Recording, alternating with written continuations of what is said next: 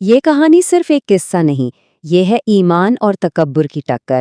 ایک طرف اللہ کے پیغمبر اور دوسری طرف ایک ایسا بادشاہ جو خود کو خدا کہتا تھا۔ یہ ایک ایسی لازوال داستان ہے جو ہمیں دکھاتی ہے کہ جب ظلم اپنی انتہا کو پہنچ جاتا ہے تو قدرت کا انصاف کیسے حرکت میں آتا ہے۔ اور کہانی کا جو ویلن ہے یعنی فرعون، اس کے غرور کا عالم تو یہ تھا کہ وہ کھلے عام کہتا تھا، اے لوگو، میں تمہارا سب سے بڑا رب ہوں۔ سوچیں ذرا، وہ لوگوں سے اپنی پوجا کرواتا تھا۔ تو چلیے اس کہانی کی بالکل شروعات میں چلتے ہیں۔ آخر یہ سب شروع کہاں سے ہوا؟ یہ فرعون تھا کون؟ اور وہ کون سا خواب تھا جس نے اس کی نیندیں حرام کر دی تھیں؟ اچھا، سب سے پہلے ایک بات سمجھ لیتے ہیں کہ فرعون کسی ایک شخص کا نام نہیں تھا۔ یہ تو مصر کے ہر بادشاہ کا ٹائٹل ہوتا تھا، جیسے آج کل صدر یا وزیر اعظم ہوتا ہے۔ لیکن جس فرعون کی ہم بات کر رہے ہیں، اس کا تکبر تو کچھ الگ ہی لیول پر تھا۔ جانتے ہیں کیوں؟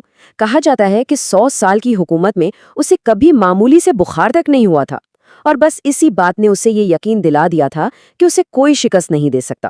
پھر ایک رات فرعون نے ایک بڑا عجیب خواب دیکھا جس نے اسے ہلا کر رکھ دیا۔ اس نے دیکھا کہ آسمان سے ایک آگ کا گولا سیدھا اس کے محل پر گرا اور دیکھتے ہی دیکھتے سب کچھ جل کر راکھ ہو گیا۔ اس نے فوراً اپنے نجومیوں کو بلایا اور انہوں نے جو تعبیر بتائی اس نے اس کے خوف کو سچ کر دیا۔ بنی اسرائیل میں ایک لڑکا پیدا ہونے والا ہے جو تمہاری پوری سلطنت کو تباہ کر دے گا۔ اس پیشگوئی نے فرعون کو جیسے پاگل کر دیا۔ اس نے تاریخ کا ایک ظالمانہ ترین حکم دیا، بنی اسرائیل کے ہاں جو بھی لڑکا پیدا ہو اسے فوراً قتل کر دو۔ اور اس حکم کا نتیجہ صرف 1 سال کے اندر 12,000 معصوم بچوں کو قتل کر دیا گیا۔ لیکن کہتے ہیں نا، جب اندھیرا بہت گہرا ہو جائے تو روشنی کی ایک کرن ضرور پھوٹتی ہے۔ اسی ظلم اور تاریکی کے بیچ ہماری کہانی کے ہیرو کی پیدائش ہوتی ہے، اور اس کی زندگی کا معجزاتی سفر یہیں سے شروع ہوتا ہے۔ ٹھیک اسی سال جب لڑکوں کا قتل عام ہو رہا تھا، موسیٰ پیدا ہوئے۔ اللہ نے ان کی والدہ کے دل میں ایک ناقابل یقین بات ڈالی، اپنے بیٹے کو ایک صندوق میں رکھ کر دریا کی لہروں کے حوالے کر دو۔ اور پھر قدرت کا کھیل دیکھیں، وہ صندوق بہتا ہوا سیدھا اسی فرعون کے محل کے باغ میں جا پہنچا جو اس بچے کو مارنا چاہتا تھا۔ اور یہاں کہانی ایک اور حیران کن موڑ لیتی ہے۔ جس بچے کو مارنے کے لیے فرعون نے ہزاروں بچے مروا دیے، اسی بچے کو اس کی اپنی بیوی نے گود لے لیا۔ اور پھر جب بچے نے محل میں کسی بھی دائیا کا دودھ پینے سے انکار کر دیا تو قدرت نے ایسا انتظام کیا کہ موسیٰ کی اپنی سگی ماں کو ہی شاہی دائیا بنا کر محل میں نوکری دے دی گئی، اور کسی کو کانوں کان خبر تک نہ ہوئی۔ اب چلتے ہیں موسیٰ کے بچپن کے ایک ایسے واقعے کی طرف جس نے نہ صرف ان کی جان کو خطرے میں ڈالا بلکہ ان کی آنے والی تقدیر کا بھی ایک اشارہ دے دیا۔ ایک دن کا ذکر ہے، چھوٹے سے موسیٰ کھیلتے ہوئے فرعون کی گود میں جا بیٹھے، اور معصومیت میں انہوں نے فرعون کی داڑھی پکڑ کر کھینچی اور اس کے منہ پر ایک ہلکا سا تھپڑ مار دیا۔ فرعون کے لیے یہ ایک بچے کی شرارت نہیں تھی، اس کے دل میں وہ پرانا شک دوبارہ جاگ گیا، کہیں یہ وہی بچہ تو نہیں جس کی پیشگوئی کی گئی تھی۔ تو اپنے اس شک کو دور کرنے کے لیے فرعون نے ایک ٹیسٹ کا منصوبہ بنایا۔ بچے کے سامنے 2 چیزیں رکھی گئیں، ایک طرف دہکتے ہوئے انگارے اور دوسری طرف خوبصورت سفید پھول۔ فرعون کا خیال تھا کہ اگر یہ عام بچہ ہے تو چمکتے انگاروں کی طرف جائے گا، لیکن اگر یہ وہی پیشگوئی والا لڑکا ہے تو اپنی سمجھداری سے پھولوں کو چنے گا۔ تو ہوا یہ کہ موسیٰ نے اپنا ہاتھ پھولوں کی طرف بڑھایا ہی تھا کہ اللہ کے حکم سے فرشتے جبرائیل نے ان کا ہاتھ پکڑ کر دہکتے ہوئے انگاروں کی طرف کر دیا۔ موسیٰ نے ایک انگارہ اٹھایا اور سیدھا اپنے منہ میں رکھ لیا۔ اس سے ان کی زبان تو جل گئی لیکن ان کی جان بچ گئی۔ فرعون کو پورا یقین ہو گیا کہ بھئی یہ تو ایک عام ناسمجھ بچہ ہے، اس سے بھلا کیا خطرہ ہوگا۔ تو بچپن کا یہ امتحان تو جیسے تیسے گزر گیا، لیکن اصل امتحان تو ابھی باقی تھا۔ اب ہم موسیٰ کے جوانی کے سفر کی طرف چلتے ہیں اور اس لمحے کو دیکھتے ہیں جب اللہ نے انہیں اپنے عظیم مشن کے لیے چنا۔ جب موسیٰ جوان ہوئے تو انہیں اپنی اصلیت کا پتہ چلا۔ پھر ایک دن ایک جھگڑے میں حادثاتی طور پر ایک شخص کی موت ہو گئی، جس کی وجہ سے انہیں مصر چھوڑ کر بھاگنا پڑا۔ انہوں نے مدین شہر میں پناہ لی۔ وہاں ان کی شادی پیغمبر شعیب کی بیٹی سے ہوئی۔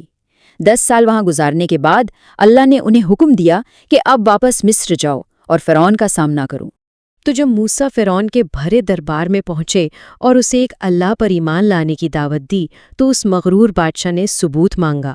اس نے چیلنج کیا، اگر تم سچے ہو تو کوئی نشانی، کوئی ثبوت تو دکھاؤ۔ اس کے جواب میں موسیٰ نے وہ 2 معجزے دکھائے جو اللہ نے انہیں عطا کیے تھے۔ پہلا، جیسے ہی انہوں نے اپنی لاٹھی زمین پر پھینکی وہ ایک خوفناک اژدہا بن گئی، اور دوسرا، جب انہوں نے اپنا ہاتھ اپنے گریبان میں ڈال کر باہر نکالا تو وہ سورج سے بھی زیادہ روشن چمک رہا تھا۔ لیکن فرعون نے ان معجزوں کو ماننے سے صاف انکار کر دیا اور کہا یہ تو صرف جادو ہے، اور پھر اس نے ایک بہت بڑے مقابلے کا اعلان کیا۔ موسیٰ کا مقابلہ مصر کے سب سے بڑے جادوگروں سے ہوگا۔ اب وقت تھا خدائی طاقت اور انسانی فریب کے ٹکراؤ کا۔ فرعون نے اپنی پوری سلطنت سے سب سے ماہر جادوگروں کو اکٹھا کیا تاکہ وہ سب کے سامنے موسیٰ کو نیچا دکھا سکے اور یہ ثابت کر سکے کہ یہ سب صرف نظر کا دھوکا ہے اور کچھ نہیں۔ مقابلے کے دن جادوگروں نے اپنی رسیاں اور لاٹھیاں زمین پر پھینکیں اور اپنے جادو سے ایسا سما باندھا کہ پورا میدان سانپوں سے بھرا ہوا نظر آنے لگا جو ادھر ادھر رینگ رہے تھے۔ اور پھر اللہ کے حکم سے موسیٰ نے اپنا عصا آگے بڑھایا۔ موسیٰ کا عصا ایک حقیقی بہت بڑے اژدہے میں بدل گیا اور اس نے جادوگروں کے بنائے ہوئے تمام جھوٹے سانپوں کو ایک ایک کر کے نگلنا شروع کر دیا، یہاں تک کہ میدان بالکل صاف ہو گیا۔ جو جادوگر اپنے فن کے ماہر تھے وہ یہ دیکھتے ہی سمجھ گئے کہ یہ کوئی جادو نہیں، یہ نظر کا دھوکا نہیں، یہ تو کوئی خدائی طاقت ہے۔ وہ سب کے سب فوراً سجدے میں گر گئے اور انہوں نے اعلان کیا، ہم ہارون اور موسیٰ کے رب پر ایمان لائے۔ اپنے ہی ماہرین کا یوں سب کے سامنے ایمان لے آنا فرعون کے لیے ایک بہت بڑی شکست تھی۔ اب کہانی اپنے آخری اور سب سے ڈرامیٹک موڑ پر آ پہنچتی ہے جہاں انصاف کا سمندر جوش مارنے والا تھا۔ اللہ کے حکم پر موسیٰ اپنے لوگوں یعنی بنی اسرائیل کو لے کر راتوں رات مصر سے نکل پڑے۔ جیسے ہی فرعون کو پتہ چلا وہ ایک بہت بڑی فوج لے کر ان کا پیچھا کرنے نکلا۔ بنی اسرائیل سمندر کے کنارے پہنچے تو آگے گہرا سمندر تھا اور پیچھے فرعون کا لشکر۔ تب اللہ نے موسیٰ کو حکم دیا کہ اپنا عصا سمندر پر مارو، اور جیسے ہی انہوں نے عصا مارا سمندر پھٹ گیا اور اس میں سے 12 خشک راستے بن گئے جن سے بنی اسرائیل بحفاظت گزر گئے۔ فرعون اور اس کی فوج نے بھی تکبر میں انہی راستوں پر ان کا پیچھا کیا۔ جیسے ہی بنی اسرائیل کا آخری شخص سمندر سے باہر نکلا، اللہ نے سمندر کو حکم دیا اور پانی کی وہ بڑی بڑی دیواریں آپس میں مل گئیں۔ وہی سمندر جو ایک قوم کے لیے نجات کا راستہ بنا تھا دوسری قوم کے لیے قبرستان بن گیا، اور فرعون اپنی پوری فوج سمیت وہیں ڈوب گیا۔ تو یہ کہانی ہمیں ایک ابدی سچائی سکھاتی ہے کہ جب اللہ چاہتا ہے تو سمندر بھی راستے دے دیتے ہیں، اور ایک معمولی سی لاٹھی بڑی بڑی سلطنتوں کو شکست دے سکتی ہے۔ اصل طاقت کا سرچشمہ وہ ہے جو چھوٹی سے چھوٹی چیز کو بھی کائنات کی سب سے بڑی طاقت میں بدل سکتا ہے۔